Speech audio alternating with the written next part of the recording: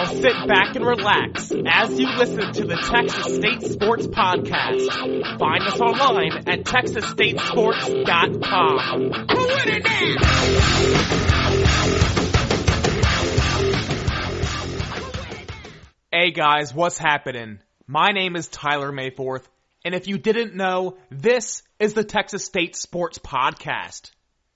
After an off week that felt much longer, Texas State is ready to get back to business and returns to the field on Saturday night at Arkansas State. Make no mistake about it, this game is huge for the Bobcats. If Texas State beats the two-time defending conference champs, Dennis Franchione's team will move into a tie for second place in the Sun Belt. Plus, a victory would surely strengthen the Bobcats' resume in the eyes of any bowl committee looking to fill a vacancy. Now to get you ready for this weekend's game, let's bring in Martin Ferguson, who covers Arkansas State for AStateNation.com in this week's Insider Interview. And now let's just jump right in. Now take me through the season thus far for Arkansas State. A little bit of a rough patch to start it, 2-3, but since they've won 3 of 4 with back-to-back wins in the Sun Belt against South Alabama and a dominant win last week over ULM 42-14.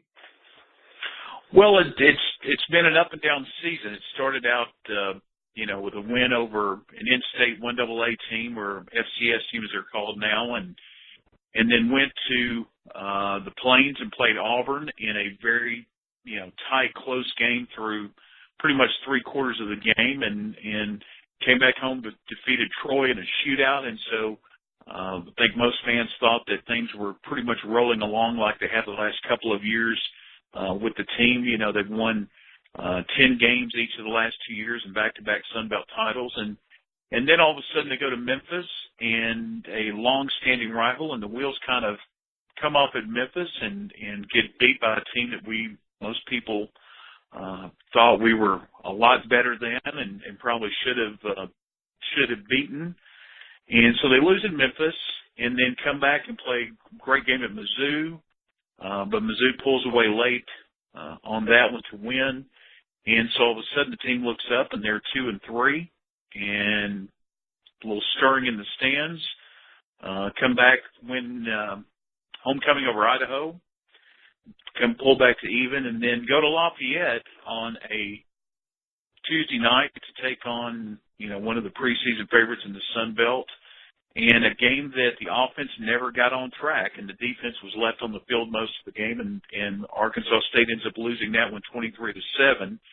And so not that the locals were ready to break out the pitchforks and the bonfire just yet, but, all of a sudden for a team that's won 20 games over 2 years and when you're 3-4, there's a little bit of stirring. So the last 2 weeks on the road at South Alabama against a very good South Alabama team, shut them down on the offensive side of the ball, find a way to win at the end of the game 17-16, and they got back to 500. And then last week, I think what most people that are Arkansas State fans would say is a place in Monroe that has been a team that Arkansas State has got a long, long history with and has never we've always battled, and that's been a tough place to play on the road at Monroe, but came out last week and beat them 42-14 and pretty much beat them in all phases of the game. Blocked a field goal, blocked a punt, chased Colton Browning around, or as I call him, the Johnny Manziel of the Sun Belt, chased him all over the field and really nicked him up and beat on him for most of the game and shut him out in the second half and ran up the score there as the game went on. So a 42-14 win now at 5-4, 3 to play, and the next 2 at home. Now the fan base has kind of settled down. The defense seems to be getting in the groove, and so at 5-4 now, I think some of the fans are starting to see some daylight as ASU now sits by itself in second place, 1 game behind Lafayette. What's allowed Arkansas State to play so well despite all these coaching changes, going from Freeze, Malzahn to Harsin? Just they keep winning. It seems, is it in the kids' DNA? Is it in the kids? Is it just they want to respect the program so much and not lose? What is it? I think that before, going back to the coach before Hugh Freeze, Steve Roberts, before Steve got here, this was a program that lived through the 90s in its first decade of 1A, and basically had beaten one Division I school outside of conference on the road, a win at Hawaii many years ago, and had really limped along. And then Steve appeared from Northwest Louisiana, really stabilized the program, and like I said, got high quality and high character players in, and was able to go out and was a good recruiter and really was able to find some diamonds in the rough. And at this level of football, that's what you have to do. It's going to be tough to lure 4- and 5-star recruits to most Sunbelt schools. You're going to end up with a lot of 2- and 3-star recruits that you try to coach up. You're going to have some transfers, some kids that maybe for whatever reason didn't work out at larger schools. And so by the time Hugh Freeze appeared in 2010, he had a group that was talented, had won 6 games the year, 2 years before, and just needed, a little bit of a coaching nudge, just needed to be pushed in the right direction.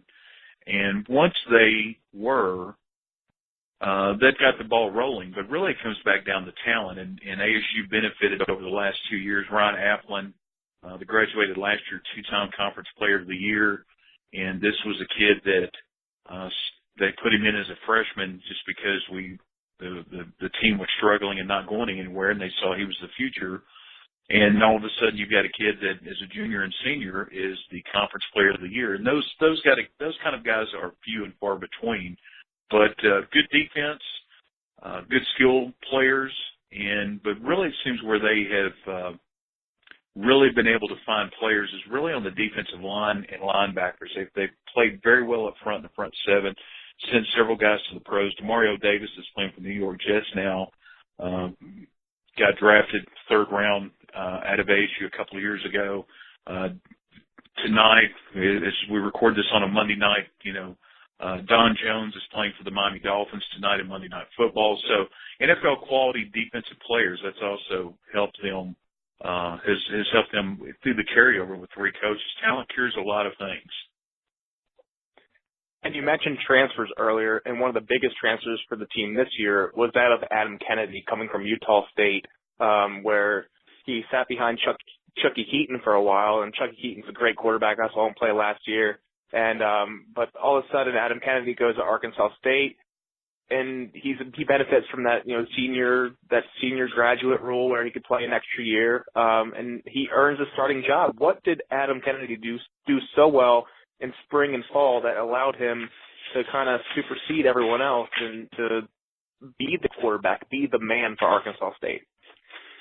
Adam Kennedy appeared and showed up with a lot of maturity, as you expect a fifth-year senior to do.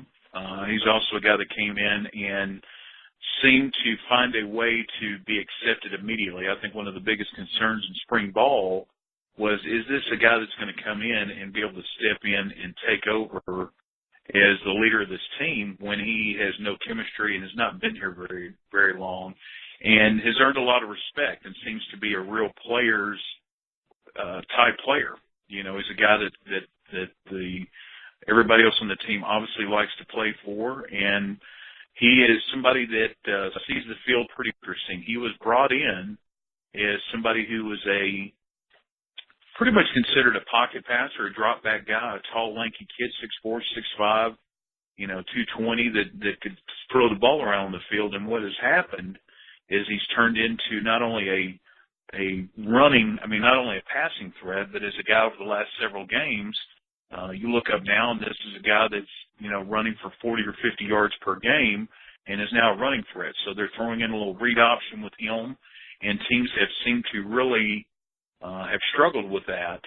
And also he's a game manager. He is a guy who has completed, almost 70% of his passes. He's thrown 4 interceptions through 9 games.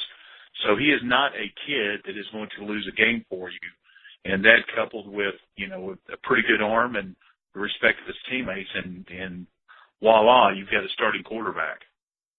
Also in the backfield, generally, is David Oku, one of the premier running backs in the Sun Belt Conference. Last week he missed the game due to a violation of team rules. I understand it to be a fight, and I asked Coach Harsin on the Sun Belt Coaches teleconference today if he was back, and he said, yes, barring any setbacks, David should be in the backfield this weekend against Texas State. But last week against ULM, they didn't seem to have much of a problem running the ball. 259 yards. Michael Gordon had a heck of a night, 17 carries, 72 yards, as well as, Thornton as well. So does David Oku truly add that much to this team? Or are they going to continue rolling with Gordon and Thornton?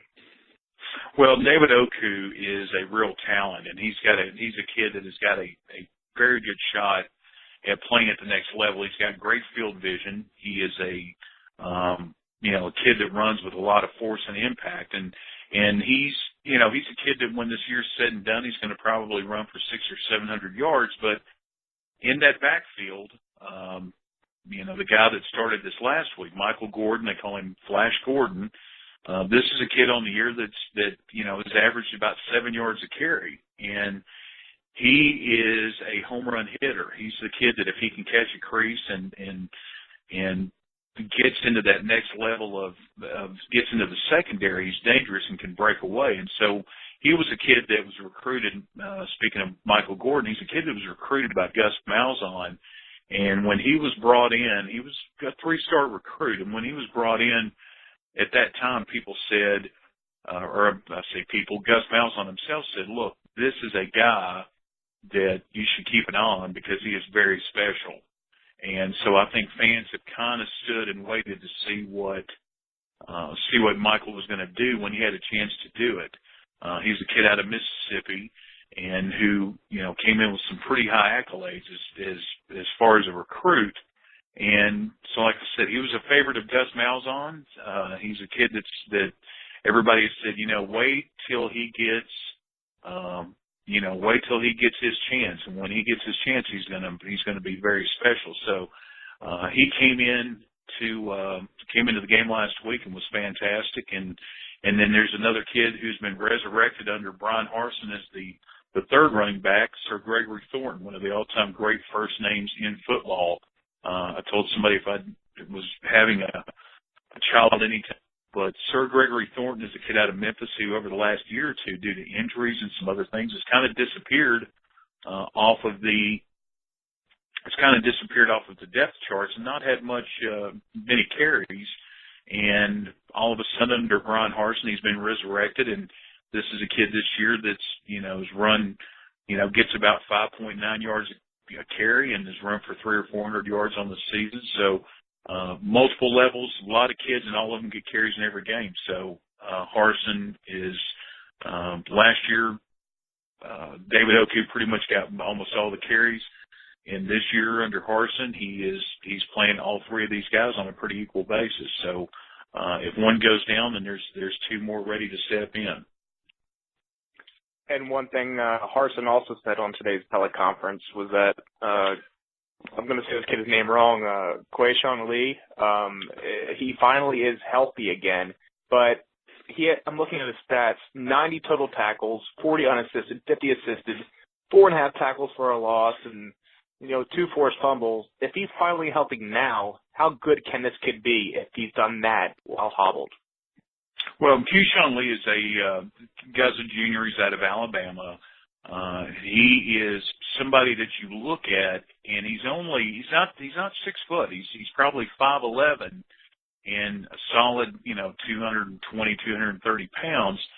But he is a guy that is a playmaker, and Quayshawn is a guy that came in last year. He was, as a sophomore, was the bowl game MVP, and is a guy that is every week improves and gets better. Last year, 100 tackles on the season. Now this year he's tracking, to be somewhere in the 120 range, and he's, when you get to that point where you're pushing over 100 tackles, you're doing something very special, and Quayshawn is that player. Tackles for loss, and wherever he's all over the field, and he's a playmaker, and he plays with great aggression. Let me put it that way. And so it's he's was a preseason first-team All-Sun Belt Conference pretty much on everybody's list, and I'll be surprised if he doesn't finish the year as an all-conference selection.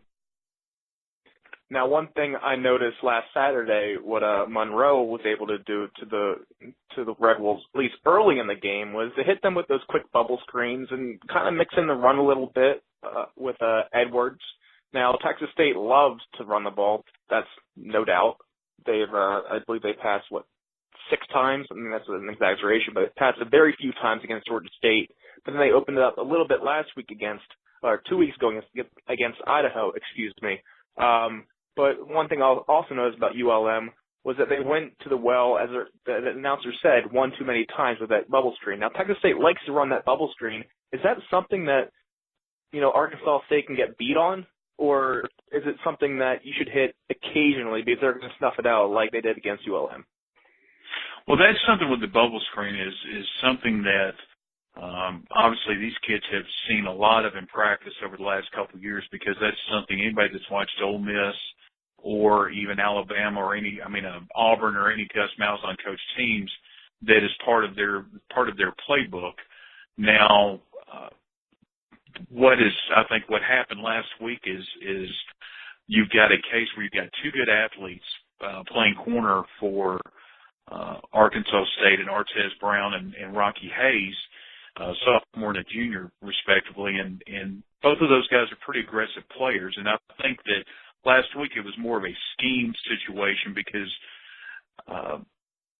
John Thompson, that's Arkansas State's defensive coordinator, pretty much set out in that game, and it was obvious pretty quickly that it's like, look, we're going to put 4, 5, 6, 7 guys chasing the ball and chasing Colton Browning around, and we're going to leave a guy in the middle of the field as a spy. And so I think that Monroe felt like they had numbers on the corners. I think that was something that was that they thought we were keeping a ton of players in the box just to put pressure on Browning. And then, like I said, with a spy, I think they felt like they had numbers on that. But good athletes in the secondary for ASU, and some guys to keep an eye on. Playing Rover back there is a freshman from Texas. You'll see him back there, number 27, Money Hunter, who is Torrey Hunter, Major League Baseball fame, is his son. He's 6'1", about 190 pounds, and a true freshman. And so between him, Artez Brown, Sterling Young, and Rocky Hayes, you've got a pretty talented back 4 that are very aggressive. And so I think that Monroe thought that they might catch them playing up and be able to beat them one-on-one. But I think they figured out real quick that was not going to be the case. So now, other than the obvious score, if a Texas State fan is going to be watching this game, what's going to be a sign that things aren't going too well for Arkansas State? I mean, is it that David Oku is bottled up? Is it Michael Gordon can't find the seam? Maybe Adam Kennedy throws a pick or two, or J.D. McKissick is not finding his way. They're being physical with him. What is it, do you think, that Texas State fans can say, okay, this game is going our way if this is happening? The tell this whole year, and I think the thing that has been the most frustrating to Arkansas State fans is you seem to be able to tell fairly quickly out of the gate whether the offense is in a rhythm or not. And that's something that Texas State fans can watch for. If in the Monroe game, even though they didn't score a ton of points immediately, ASU moved the ball up and down the field. Same thing in the South Alabama game, and you had the feeling that if things start clicking a little bit, they're going to punch the ball in the end zone and score some points.